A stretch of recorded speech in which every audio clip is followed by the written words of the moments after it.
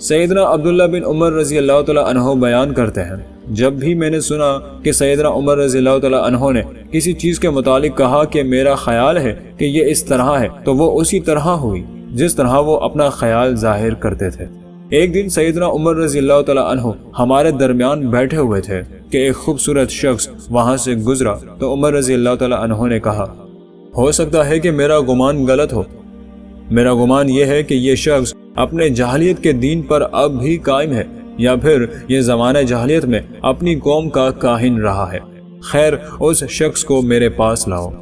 چنانچہ اس شخص کو بلایا گیا تو سیدنا عمر رضی اللہ تعالیٰ عنہ نے اس کے سامنے بھی یہی بات دہرائی۔ اس پر اس نے کہا، میں نے آج کے دن کا سا معاملہ کبھی نہیں دیکھا جو کسی مسلمان کو پیش آیا ہو۔ آپ رضی اللہ تعالیٰ عنہ نے کہا، لیکن میں تمہارے لیے ضروری قرار دیتا ہوں کہ تم مجھے اس سلسلے میں بتاؤ۔ تو اس نے بتایا، ہاں میں زمانہ جاہلیت میں اپنی قوم کا کاہن تھا۔ سیدنا عمر رضی اللہ تعالیٰ عنہ نے کہا، غیب کی جو خبریں تیرے پاس تیری جننی لاتی تھی اس کی سب سے حیرت انگیز کوئی بات سناؤ۔ اس نے کہا، ایک دن میں بازار میں تھا کہ میری جننی میرے پاس آئی، میں نے دیکھا کہ وہ گھبرائی ہوئی ہے۔ اس نے کہا، کیا تو جنوں کو نہیں دیکھتا کہ جب سے انہیں آسمانی خبروں سے روک دیا گیا ہے تو وہ کیسے ڈرے ہوئے ہیں اور مایوس ہیں، اور وہ اپنی اونٹنیوں اور ان کے پالانوں کے ساتھ چمٹ گئے ہیں، یعنی اپنا رخت سفر باندھ چکے ہیں۔ سیدنا عمر رضی اللہ تعالیٰ عنہ نے کہا، اس شخص نے سچ کہا۔ ایک مرتبہ میں بھی ان دنوں مشرکین کے بتوں کے قریب سویا ہوا تھا کہ ایک شخص گائے کا ایک بچڑا لایا اور اسے وہاں ذبح کر دیا۔ اس کے اندر سے اس قدر زور کی آواز نکلی کہ میں نے ایسی شدید چیخ کبھی نہیں سنی تھی۔ اس نے کہا، اے دشمن، ایک بات بتلاتا ہوں جس سے مراد مل جائے۔ ایک فصیح خوش بیان شخص یوں کہتا ہے، لا الہ الا اللہ، اللہ کے سوا کوئی عبادت کے لائق نہیں۔ یہ سنتے ہی تمام لوگ حاضرین مجلس چونک پڑے اور دوڑنے لگے۔ میں نے کہا، میں تو اسی جگہ رہوں گا تاکہ اس کے پس پردہ کچھ معلوم کروں۔ تو اس نے پھر پکارا، اے دشمن، ایک بات بتلاتا ہوں جس سے مراد بر آئے۔ ایک فصیح شخص یوں کہہ رہا ہے، لا الہ الا اللہ، اللہ کے سوا کوئی عبادت کے لائق نہیں۔ پھر میں کھڑا ہوا اور ابھی کچھ دیر نہیں گزری تھی کہ لوگ کہنے لگے، یہ محمد کریم صلی اللہ علیہ وسلم اللہ کے نبی ہیں۔ حضرت عمر رضی اللہ تعالیٰ عنہ کا قبول اسلام۔ اس بات میں کوئی شک نہیں کہ سیدنا عمر رضی اللہ تعالیٰ عنہ کو اللہ تعالیٰ نے اس عظیم اعزاز سے نوازا ہے کہ آپ مراد رسول صلی اللہ علیہ وسلم ہیں۔ رسول اللہ صلی اللہ علیہ وسلم کی دعا کی وجہ سے سیدنا عمر رضی اللہ تعالیٰ عنہ ایمان لائے۔ دعائے نبوی ہی آپ کے قبول اسلام کا سبب بنی تھی۔ سیدنا عبداللہ بن عمر رضی اللہ تعالیٰ عنہ بیان کرتے ہیں کہ رسول اللہ صلی اللہ علیہ وسلم نے فرمایا، اے اللہ، ابو جہل اور عمر بن خطاب میں سے جو تیرے نزدیک زیادہ محبوب ہے تو اس کے ذریعے سے اسلام کو غالب کر دے۔ تو اللہ کے نزدیک ان دونوں میں سے عمر رضی اللہ تعالیٰ عنہ زیادہ پسندیدہ اور محبوب تھے۔ ایک اور صحیح روایت میں ہے کہ رسول اللہ صلی اللہ علیہ وسلم نے یوں دعا کی، اے اللہ، خاص عمر بن خطاب کے ذریعے سے اسلام کو عزت و قوت عطا فرما۔ قبول اسلام اور مشکلات۔ سیدنا عبداللہ بن عمر رضی اللہ تعالیٰ عنہ بیان کرتے ہیں، عمر رضی اللہ تعالیٰ عنہ اسلام قبول کرنے کے بعد قریش کی وجہ سے گھر میں خوف زدہ تھے کہ اتنے میں ابو عمرو عاص بن وائل ایک دھاری دار چادر اور ریشمی کرتا پہنے ہوئے ان کے پاس آیا۔ وہ قبیلہ بنو سہم سے تھا اور وہ زمانہ جاہلیت میں ہمارے حلیف تھے۔ ابو عمرو سہمی نے سیدنا عمر رضی اللہ تعالیٰ عنہ سے پوچھا، کیا بات ہے؟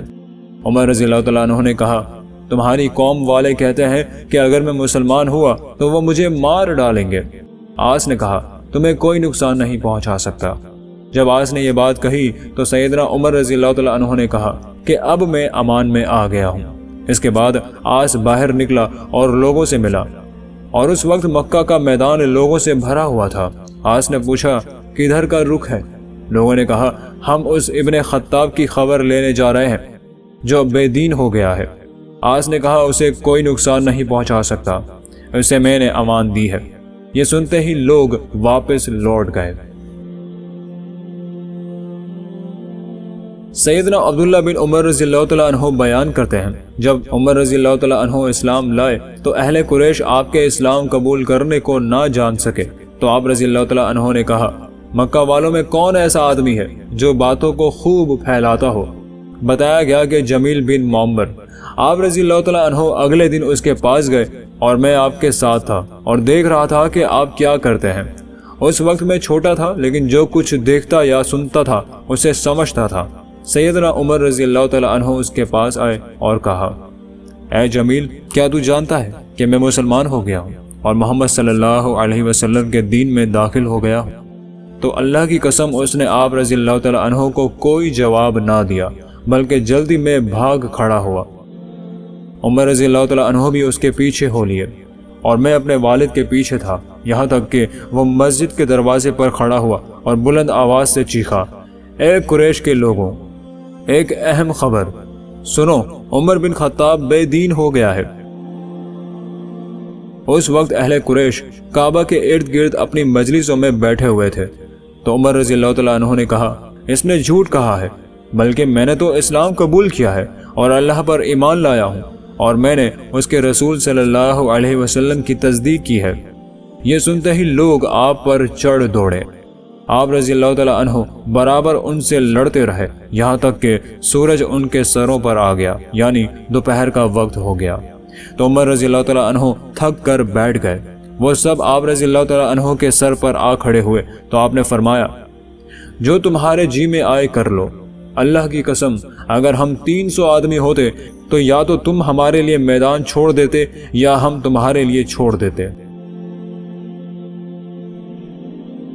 سیدنا عمر رضی اللہ تعالیٰ عنہ کے قبول اسلام کا اسلامی دعوت پر اثر۔ سیدنا عبداللہ بن مسعود رضی اللہ تعالیٰ عنہ بیان کرتے ہیں، عمر رضی اللہ تعالیٰ عنہ کے اسلام قبول کرنے کے بعد ہم لوگ ہمیشہ عزت سے رہے۔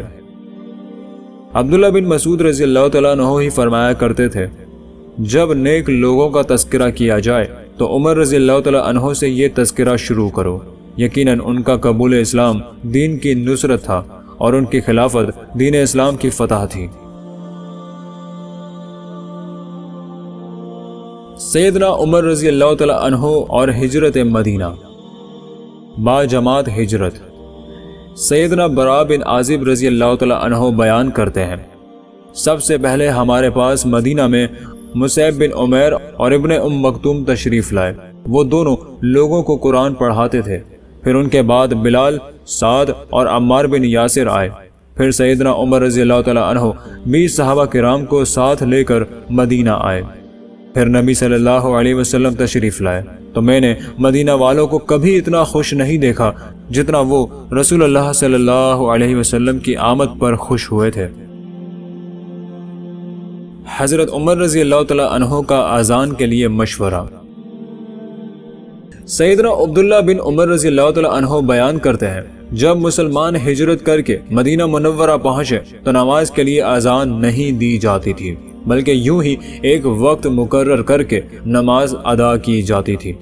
ایک دن صحابہ کرام نے اس بارے میں مشورہ کیا تو بعض نے کہا نصارہ کے ناقوس کی طرح ایک ناقوس بنا لو، اور بعض نے کہا یہودیوں کے نرسنگے یعنی کہ بغل کی طرح ایک نرسنگا بنا لو اور اس میں پھونک دیا کرو۔ تو سیدنا عمر رضی اللہ تعالیٰ عنہ نے مشورہ دیا، تم ایک آدمی کو کیوں نہیں بھیجتے جو نماز کی اطلاع دے؟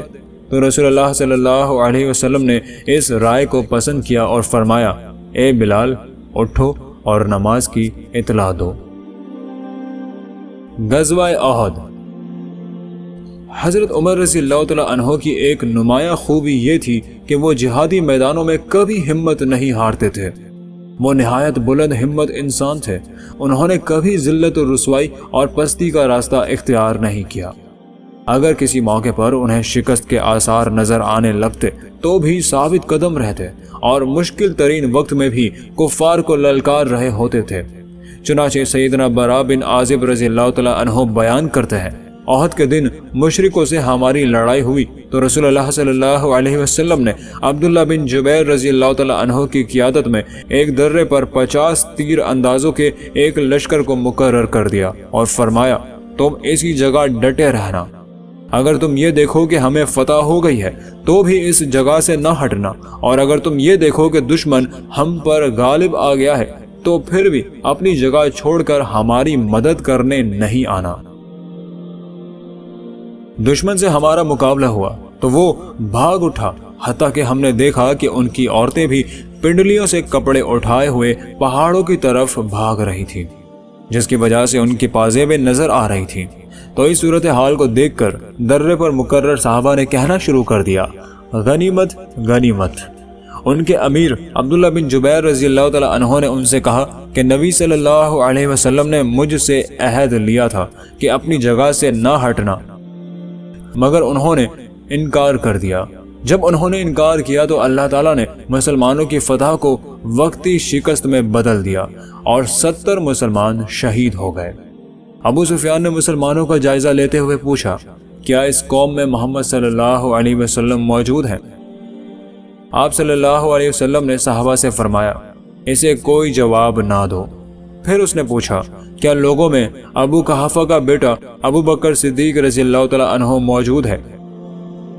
رسول اللہ صلی اللہ علیہ وسلم نے فرمایا، اسے کوئی جواب نہ دو۔ پھر اس نے کہا، کیا لوگوں میں خطاب کا بیٹا عمر رضی اللہ تعالی عنہ موجود ہے؟ جب مسلمانوں کی طرف سے کوئی جواب نہ آیا تو کہنے لگا، یقیناً یہ سب لوگ قتل ہو گئے ہیں، اگر زندہ ہوتے تو میری بات کا جواب ضرور دیتے۔ تو عمر رضی اللہ تعالی عنہ اپنے جذبات پر قابو نہ رکھ سکے اور کہنے لگے، اے اللہ کے دشمن، تو جھوٹ کہہ رہا ہے، اللہ تعالیٰ نے ان سب کو تمہیں ذلیل کرنے کے لیے باقی رکھا ہے۔ اس کے بعد ابو سفیان نے نعرہ بلند کیا، حبل بلند ہو۔ نبی کریم صلی اللہ علیہ وسلم نے فرمایا، اسے جواب دو۔ صحابہ کرام نے عرض کیا، ہم کیا جواب دیں؟